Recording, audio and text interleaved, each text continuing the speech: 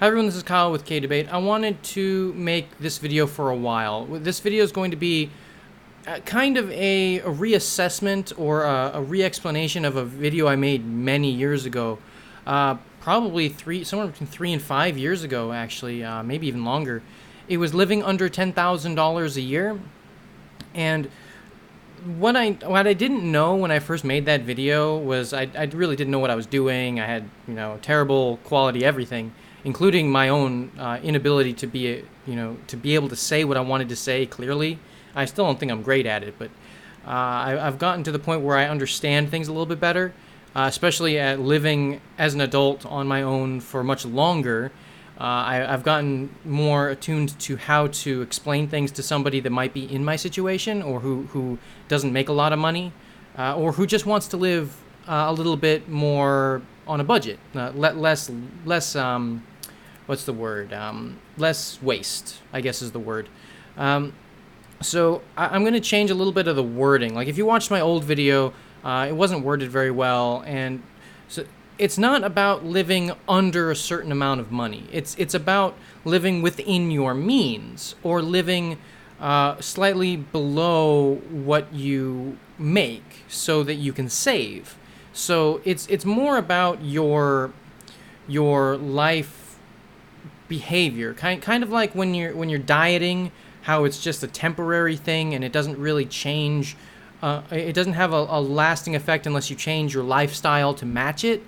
Your budgeting is the same thing. Is if you save $30 here and $30 here, and then you splurge and you spend $150 on something you don't really need, then you're breaking your budget. You're breaking the thing that you have to actually change continuously. You have to maintain this. So it's not about living under $10,000 a year, which for a lot of people they can't do, mainly because there's things that they have to upkeep, like if they have family that they have to take care of, or they have a car that has high insurance premiums or medical bills, or you have this a residential area, or you have your own business. There's other expenses that mean you can't live under $10,000 sometimes. I mean, it's the bare minimum really for food and for the most basic lodging for one person.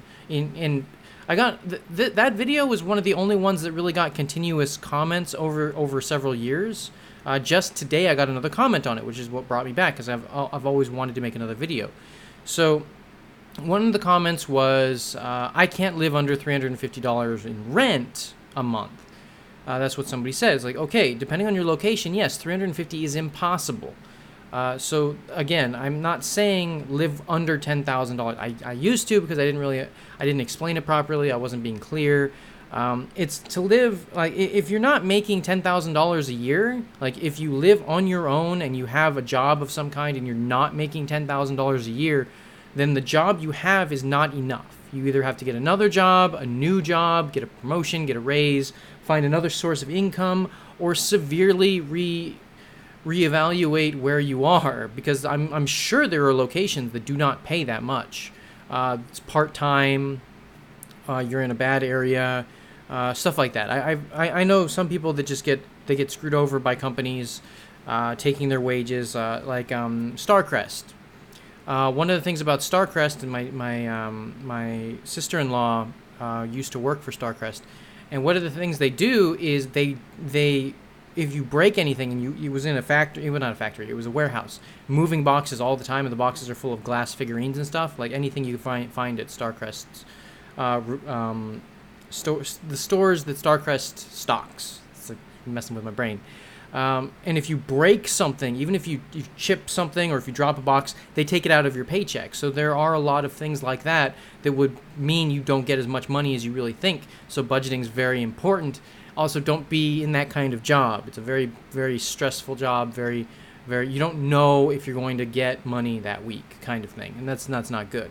That's another reason why temp jobs can be very stressful.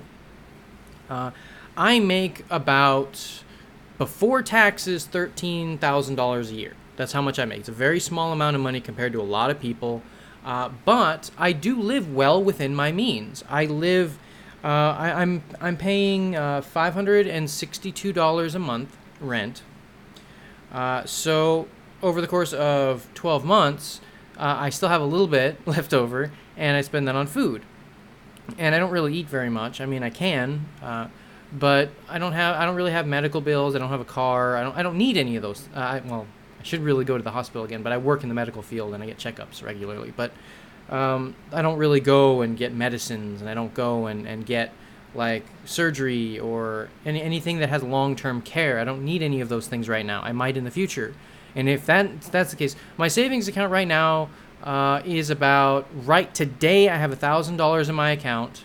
I get paid in 4 days, and I'm going to have another 1,000 in my account. And then in about 2 more weeks I get paid, and I'll have another 1,000 in my account. And that's just this month. So I'll have $3,000 by the end of the month, and then I pay $562 for my rent, and you're probably going to spend another $200 in food for the rest of this month. Today is the Today's the 10th? No, the 8th. Today's the 8th, sorry. I'm getting mixed up on my days. But so I've been budgeting a lot. I've been saving money, and my brother lives here now, and so my expenses have been a little bit higher. The electric bill's been higher. We don't pay water here because it's included in the rent, so this is really cool. But when I was paying for the internet, which was it was $50 a month, that ate into my savings a lot. The electric bill was over $100 a month, which was kind of scary because I didn't know why that was happening. There was just expenses that I needed to and we turn off the lights when we're not using them. We turn things off when we're not using them. So our electric bill went back down, so we're happy about that. But living within your means, living within your budget of how much you make. I know somebody that makes $40,000 a year, which is, just slightly above minimum wage, working 40 hours a week before taxes. They have a vehicle. They have higher rent than I do. They eat out constantly. They eat out in restaurants and stuff constantly. By the end of the month, they have less money than I do in their savings account, and they have loans. They have credit card debt. They have bills that they're not paying on time, so that their credit is shot. So my credit's better than theirs. I have more savings than them, and it's really a lifestyle thing. It's being responsible with the money that you earn, being responsible with the purchases you make, and don't live above your means. Don't buy things you cannot afford. Don't buy things that you can't either turn into something. Like, if you don't need it, don't buy it, kind of thing. I do buy some things that I don't need, but I also maintain that that doesn't get out of control. Like some things, like the other day we hadn't gone out for a while. We felt kind of like shut-ins. I went to the bank to pull out some money because we made a purchase online, and I wanted to reimburse my brother because he had the card, the money. It was my money on his card because my dad put it on his card for my birthday. It was just this thing that happened, and because he didn't know my card information, so he just, here, happy birthday, Kyle, because it's my birthday recently. And he just put $200 on my brother's card as a gift. And so my brother was doing these things, and I was like, hey, can you, I wasn't at home, so I couldn't do it. And I was like, hey, can you buy I mentioned in a previous thing, I bought a new mouse, a splitter for my USB cable, some surge protectors, and just stuff that I needed for some electronics that I'm going to be getting. And my brother purchased it for me on his card, but I'm still reimbursing him for it. Here's $100. So we were at the bank, and then we decided to go to the corner store just because we were over there. And we ended up buying some of these things. They're called Takis. And they're really, really, really good. I haven't had them since high school. And so he bought those because he remembered them from high school. And I kind of remembered them from high school. And he was just eating them, watching a movie or whatever, and not nibbling on them. And I was like, hey, can I have one of those things? So we had some nacho cheese, and we put some nacho cheese on it because that's what I remembered from high school, people doing. And it was really, really good. I only had like 5 of those sticks, so I didn't have very many. But that's my splurge. It was like $3 for that bag. It was a pretty big bag, pretty full. And I consider that, it's not bad. He got a soda. It's not living large. It's not going out to eat every day or whatever. And that's really what my dad bought my dad gave me the $200 for, is to treat yourself, go out to eat more often. So we went out to eat a few times with it, but then we still had like $100 left in it. So whenever we feel like, we're in this area, we're over here, maybe we'll talk about it. But we don't just, like, we're going out to steak restaurant, spend $40 a person on a meal when we don't need to. We have food here. I filled up every single cupboard in the kitchen with food. And because I wanted to make sure that we had what we needed, and we haven't had to go back to the store in like 3 weeks. We just have food. I mean, we're running low on milk and stuff like that, but those are the quick consumables, because they don't last very long, because they spoil and stuff like that. So we do have those. Those are the things that you have to maintain and up keep. But we also have lots of pastas. We have canned goods that we're not driving through really quickly, because those are like they add to a meal. You don't eat them as a meal, kind of thing. But just we have lots of soups. We have I do need to get more cream of wheat, stuff like that. I mean, I have 3 or 4 boxes of pancake mix. We just got a waffle maker. These are building up. They're slowly building up. I'm not taking out a loan to buy large things. Like, I'm not going to buy a George Foreman grill, or I'm not going to buy like a giant thing of like expensive stuff that I don't need. So we have some spices, and we have some stuff like that, and we slowly build up. So we have a little spice area, we have a little stuff like that. So the way I've been living within my means, even though I make a very small amount of money, and my brother hasn't really gotten a job yet. He didn't like it, and he's looking for a new one. So I've made this year, it's currently October 10th, I have made about $9,000. There maybe, about $9,000 this year. And we're at, by the end of this month, we're going to have $3,000 of that still. And that's counting rent. I furnished the entire apartment. And I mean, we have, I bought a big screen, like not a big screen TV, but it was $300, I believe, or $250. So that was a big thing, but we wanted that for our entertainment. We watch movies on it. We use it. So that was the big. I wanted to get him something so that he would be able to appreciate. Like, when he moved here, it was the big thing we bought. That's the big thing we bought. So other than that, I have made sure that when I want something, I don't just impulse buy it. I talk to him about it. We talk about our finances sometimes, about not really often, but when it comes up, like, okay, this is how much money I have. This is how much we can spend on this trip, and we can do this. It's a responsibility thing. It's not the and this is why I'm remaking this video. Is all those years ago when I made that $10,000, live under $10,000. Those are clickbait things. They're like, hey, do this, and that's why it's been getting comments periodically. It's because people want to see this, and it's like, oh, this is reaffirming this stuff that I really. It's a not get rich quick scheme. It's this will fix everything, but it's not. It's like a diet. You're gonna start it, and then you're gonna stop it. So it's more about not sacrifice, but it's about commitment. It's about responsibility. It's about living within your means. And I don't think a lot of young people are taught that. Your parents are supposed to teach you. School is supposed to teach you.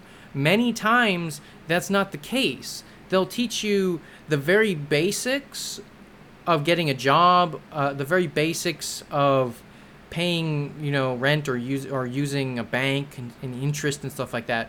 But they won't teach you how to live within your means. If you want something, generally, they don't teach you how to do that properly. Like, I personally know someone right now who they have major impulse control problems, and they lived on their own for a long time. And I actually lived with them for a while. They always went out to eat several times a week. They didn't make that much more than I did. They do now. They've gotten a much better job, which I'm very happy about, and I've been promoting that very well. And I told them, don't fill up the cup. Like, you've gotten a larger resource cup. Don't use it all. Don't fill up your life with things that just make it so you're in the same place you were before. You have 10 times as much, not literally, but say you have 10 times as much. Like you went from $10,000 to $100,000. Then you get a bigger car, you get a bigger house, you buy more expensive food, you go out to eat more, you start getting things you don't need more, and you fill it up again. You're not being responsible with it. You're not saving it. You're not living within you're living within your means still, technically, because you have more means, I guess, but you filled it up. You've bloated what you if you didn't have the money, you wouldn't have done that. So now you're doing that, and you have, by the end of the month, I have more than you still. How is that possible?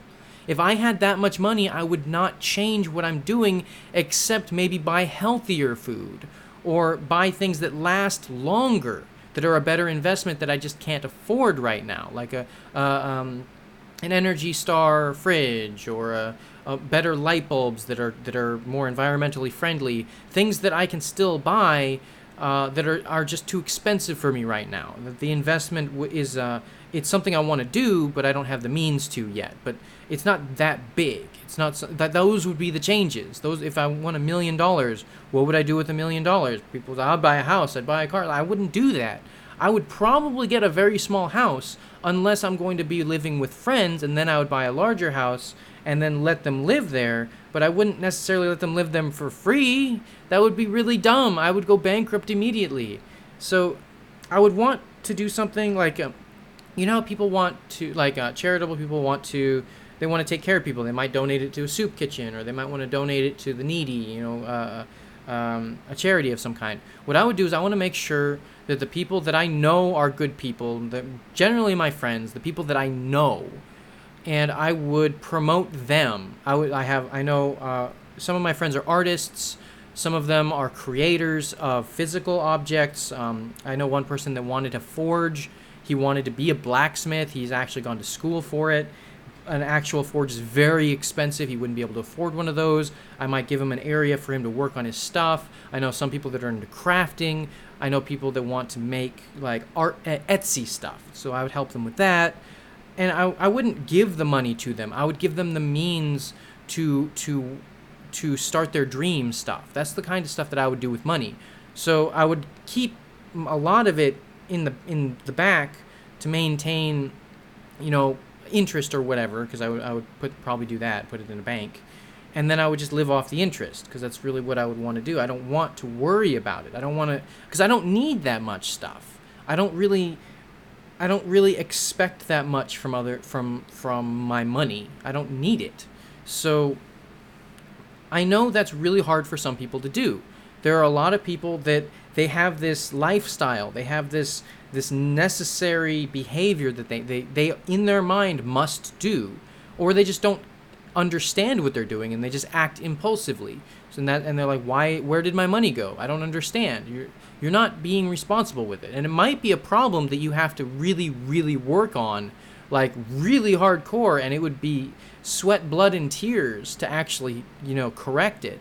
But that's one of the main problems. You give a kid a credit card and they don't understand what the interest rates mean, or the fact that they have to pay the money back. I know people that have had credit card debt so great and they didn't understand where it came from. So you bought that. Every single time that thing was used, you used it knowing you didn't have the money, and then you missed your payments, so the interest rates went up. I didn't know the interest rates would go up.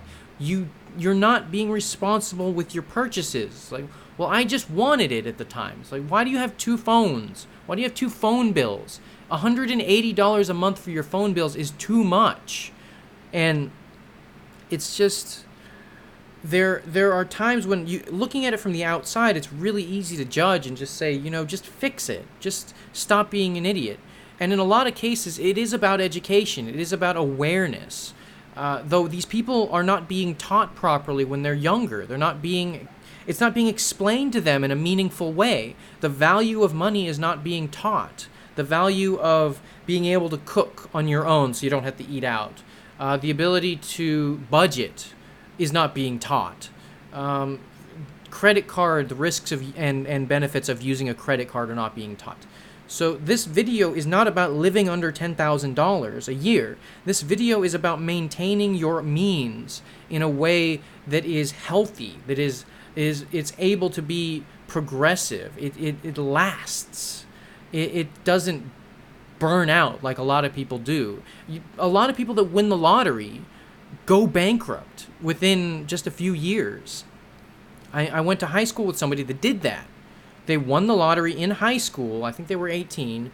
They bought, $1 million house, and they went bankrupt because of it, because they didn't understand how money worked. And it was a very, very sad thing. And I didn't know him personally. I heard it from a group of my friends who knew him. It was third-hand knowledge, and I didn't know him personally. I do know he dropped out of high school when he won the lottery, and then he went bankrupt. And I was like, "What? This is sad." And I didn't understand it at the time because I was young and I was dumb as well. But it's the mentality of you get money and you spend it. If you can't respect the money and the process of maintaining your money in a responsible way. I keep using the same words, and I apologize for that, but that is how you maintain. That is how you live under a certain amount of money. There's no magic tricks. There are a lot of tricks that help, but they're all about sacrifice. Like what I did in that other video was the bare bones, cheapest, unhealthy stuff, and it would work. It would keep you from being homeless. And I think that's a good thing, is not being homeless. But it happens. Being homeless happens. And sometimes it's not your fault. I mean, sometimes horrible things happen. And so I need to maintain a more clear message of what this really is, which is, hard work is hard. And one of the things you have to do is maintain your budget. If you don't maintain your budget, if you don't maintain the money coming in and the money coming out, or going out, I should say, then you're going to have a fluctuation that may eventually crash, breaks. So you have to maintain this. First of all, they should be taught in school. It really, really should be taught in school how to budget and maintain a checkbook and all that stuff. People aren't being taught that on the scale that it's necessary. It's something that needs to be understood more. And I've always said that about everything, and it's like a broken record in my mind. Just understand something. Just understand it. Learn about it. Practice if you have to. I mean, you will fall a few times. Everyone has burps and hiccups and, speed bumps and just everything, every metaphor you can think of or whatever you want to say of these problems. It's like, oh, I didn't know I was going to have medical bills. Like, I didn't know I was going to get hurt, so I lost work and had to go to the hospital. So now I have this bill. How do I pay off this bill? So you learn about it. It's like, okay, if I make the payments of this, and I talk to them about this, and then I take a dent in this, but then I borrow it, or I could take out a small loan, but the interest is this, so I have to pay that off now. And you have to work at some of this stuff sometimes, because there is stuff that happens. So it's not this magical cure. My videos don't fix everything. I don't think that this is something that's new. It's not, it's not the most amazing thing ever. But that's what life is. It's about this steady progression, and you build up and you build up, and you get to the life that you want to live. And sometimes you have to also take sacrifices to make sure that you can maintain at least the most basic necessities of life, of food and shelter and health. And, sometimes you have to take care of other people, and that can take a lot of time and energy, and it can be very stressful and damaging to your dreams. So sometimes you have to step back and say, you know what, I can't be a doctor right now. I need to do something else for 5 years to maintain, to get a job that you don't necessarily want, because you want this other job, but you don't have the training yet. So there are things that are really, really hard to accept in life, and it's not that easy to say, okay, I want this hamburger today, but I'm not going to buy it because I need to save up for my car insurance payment. So you're like, if I buy this, I won't have it later. So it's just, you have to maintain this it's a vigilance kind of thing. It's all about being an adult in the most broad sense of the term. It's not being, your age doesn't necessarily matter, your mindset doesn't necessarily matter. It's just the responsible thing to do. And that's what I mean when I say being an adult. is you're responsible, you're vigilant about the things that matter, you have goals that you maintain. Not every single second of every day. Everyone has an off day, or even an off week, but it's all about getting up and saying, this is what I'm supposed to do. This is what I want, and I'm going to work towards it in a healthy, manageable way. So that's what this video is trying to explain. This is what this video and what I'm trying to say is just when things are hard or you don't have the money that you want, sometimes it's your behavior that's the problem. It's your situation, or it's how you're dealing with the situation or not dealing with the situation. Sometimes it's just a really bad event that's happened and now you have to budget more, or sometimes it's just that you made a mistake and you're trying to fix it and you're looking for solutions. And this is my information to you. This is my advice. Is look at all of the information you have. Look at your budget. Look at the money coming in. Look at the money going out. Look at your behavior on why it's doing this, and find a solution that works for you. If you need more money coming in because you can't sacrifice the things that you're spending it on because it's medicine or whatever, or you'll lose your car or your house or whatever, and you don't want that, you might have to get a second job, or you might have to ask your boss for more hours or for a raise. Or you might have to borrow it, or you might have to get a credit card. There are pros and cons to everything, and you have to look up everything and spend time that you might not have. You might not have the time because you're working all the time and you're tired when you're not working, or when you're not working, you're doing something else that takes up your time. So there is a lot to deal with. Life can be very, very difficult. Life can be unfair. And that's another thing you have to deal with, which is unfairness, and that's really bad. You can do everything right and still lose. So that my advice, just look at all of the pros and cons of all of the things you can do. And sometimes it's very difficult. You have to step outside of your comfort zone. If something's really, really, really difficult and you really don't want to do it, but you have to survive or to not lose something or to not harm somebody else, like I'm taking care of my brother. I can't take a lot of these kinds of hits financially still, because if something happens and he needs something, I need to have the money for him. And I don't think it's unfair because I did step up and say I will help. So I'm not going to ever push that on him. I do try to help him get a job, and I do, sometimes make a remark about, hey, have you found something yet? And I'm not doing that to be mean. I'm not doing that to be overbearing. I'm just trying to keep him from being demotivated. And I'm not really sure how to do that, but I'm trying not to be overbearing. I'm not trying to be unfair. So the same message goes to you guys, to everybody. If you need help, ask for help. If you can't find help, sometimes there really isn't a safety net. You might have to declare bankruptcy, or you might have to, start selling your own blood. Really, there are really, really hardcore things that you might have to do to survive. So, I do empathize, and I do worry sometimes about people that are having trouble. And this is my message to try and help. This is to keep people from falling into that. There are means that you can do to prevent this, at least sometimes, at least to prepare for in case something happens. So I hope this video helps. I really do.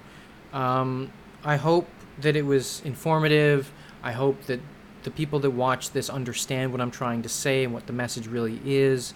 And I hope that you guys enjoyed this video as well. So that's really it. I hope to see you in the next video, and that's it. Peace.